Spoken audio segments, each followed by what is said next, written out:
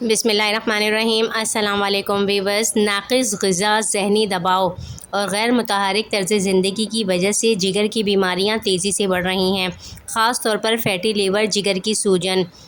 اس طرح کی چیزیں نظام زندگی کو بھی متاثر کرتی ہیں، بلکہ جسم کی توانائی، جلد اور نیند پر بھی گہرا اثر ڈالتی ہیں۔ اس لیے آپ کو ایک بہت آسان سی سادہ سی ریمیڈی بتانے جا رہے ہیں۔ یہ ایسا قدرتی علاج ہے جو صرف کچھ دنوں میں آپ کو فوراً اثر دیتا ہے اور 3 سادہ سی جڑی بوٹیوں سے بنتا ہے اور جگر کو طاقت دے کر صفائی کرتا ہے، سوجن کم کرتا ہے اور بھاری پن کو بھی دور کرتا ہے۔ اس کے لیے ہمیں صرف 3 چیزیں چاہیے ہوں گی، جن میں سب سے پہلے ہے مکو دانہ۔ مکو دانہ کیا ہوتا ہے؟ اس حوالے سے میرے چینل پر بہت تفصیل سے ویڈیو موجود ہے۔ مکو دانہ مشہور جڑی بوٹی ہے، صدیوں سے جگر، ورم اور جسم کے کسی بھی حصے میں، یہاں تک کہ خواتین کو یوٹرس میں ہو، ہاتھ پیروں میں کہیں بھی سوجن ہو، اس کے لیے مکو دانے کو استعمال کیا جاتا ہے۔ یہ جسم سے فاسد مادے نکالتی ہے، جگر کو ٹھنڈک بھی دیتی ہے، تو یہ سمجھیں سوجن دباؤ کے لیے بہت اچھی ہوتی ہے۔ اس لیے اس ریمیڈی میں مکو دانہ کا استعمال کریں گے۔ تو اس کے ساتھ جو ہے دوسری چیز وہ ہے کاسنی۔ اب کاسنی جو ہے یہ بیج بھی جگر کو صاف کرتے ہیں، خون کو بھی فلٹر کرتے ہیں اور فیٹی لیور کے مریضوں کے لیے سائنسی طور بھی بہت اچھے مانے جاتے ہیں۔ یہ پیشاب آور ہوتے ہیں، اس سے جسم کی اضافی گرمی بھی کم ہوتی ہے، اس لیے یہ جسم کی جو گرمی ہے اس کو بھی نکالتا ہے۔ تو یہ ہم نے کاسنی لینی ہے دوسری چیز۔ تیسری چیز ہم نے لی ہے سونف۔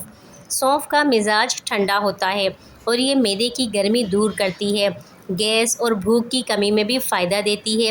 سونف کو زبان کے ذائقے کے لیے بھی استعمال کیا جاتا ہے، لیکن یہ بہت سی دواؤں میں بھی قدرتی علاج ہے۔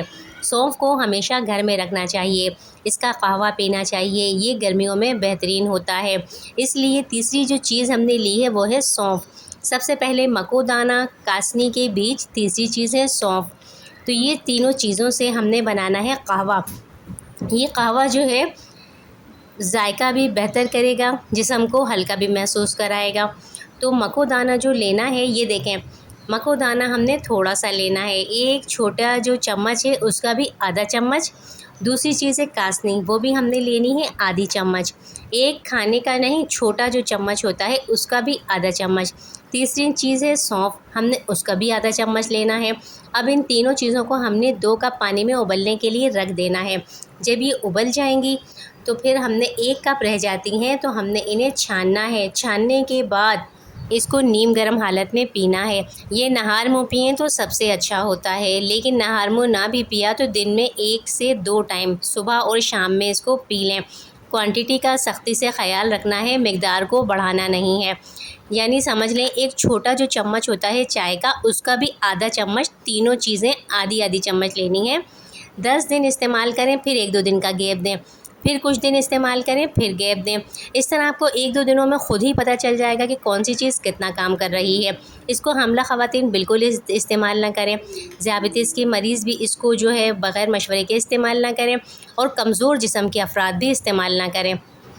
سب سے اہم بات کہ اگر کوئی بھی ریمیڈی شروع کرتے ہیں، اسے پیتے ہی یا کوئی قہوہ جو بتایا جاتا ہے پیتے ہی دست ہونے لگتے ہیں، الٹی یا کوئی طبیعت میں کسی قسم کی گڑبڑ یا گھبراہٹ محسوس ہوتی ہے، تو اس کو فوراً روک دیں۔ ہر چیز ہر انسان کے لیے نہیں ہوتی ہے، ایک ہی بار میں اندازہ ہو جاتا ہے کہ کون سی چیز جو ہے وہ ہمیں سوٹ نہیں کر رہی ہے، اس کو فوراً روک دیں، مزید جاری نہیں رکھیں۔ تو یہ تھا ایک آسان، سستا اور آزمودہ ایسا طریقہ کہ جسے کر کے آپ جگر کو طاقت دے سکتے ہیں، جگر کی سوجن، جگر کی چربی اور جگر کی صفائی کو کر سکتے ہیں۔